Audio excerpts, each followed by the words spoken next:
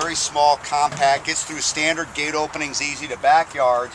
You can actually take stumps out on wet conditions. You don't have to wait till it's dry for a big, heavy, massive piece of equipment that may risk compaction or damaging the turf, etc. that way. It's also good for stumps as big as feasible you want to go. Getting close in corners where a big wheel with a bigger radius can't get to.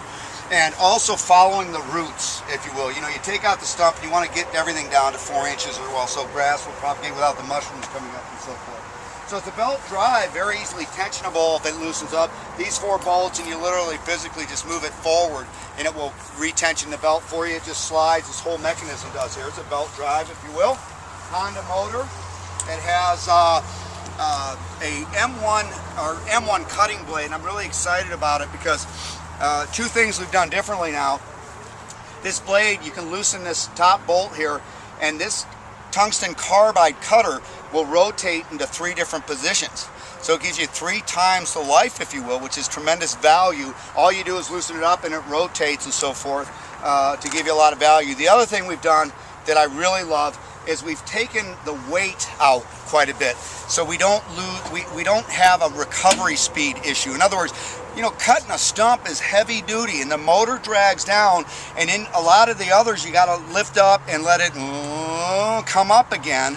And this one you'll see has a good recovery speed. We've really lightened up the blade. We don't have as much weight. Very heavy pillow block with grease fitting Zerk here and so forth that way.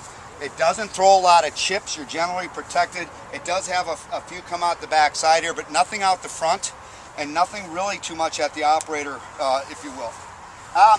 This will take a stump down to 12 inches.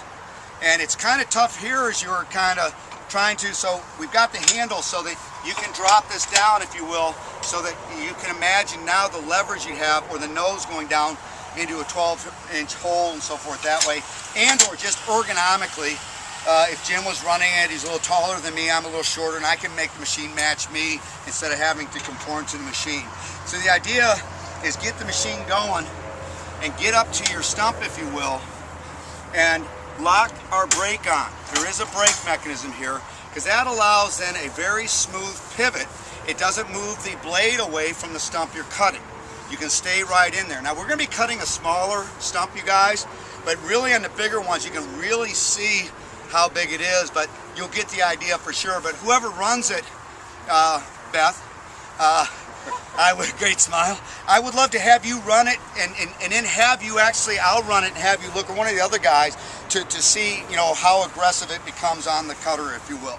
So pretty simple machine. Up in my area, they're getting about 10 bucks minimum, an inch on a stump.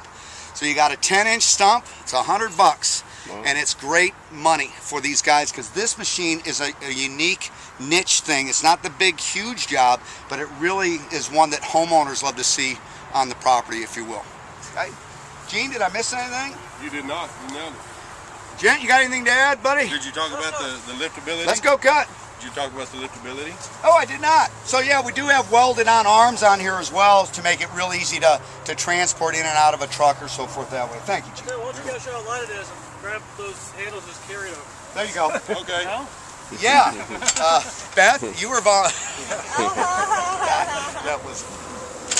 Oh, you guys can grab your stuff.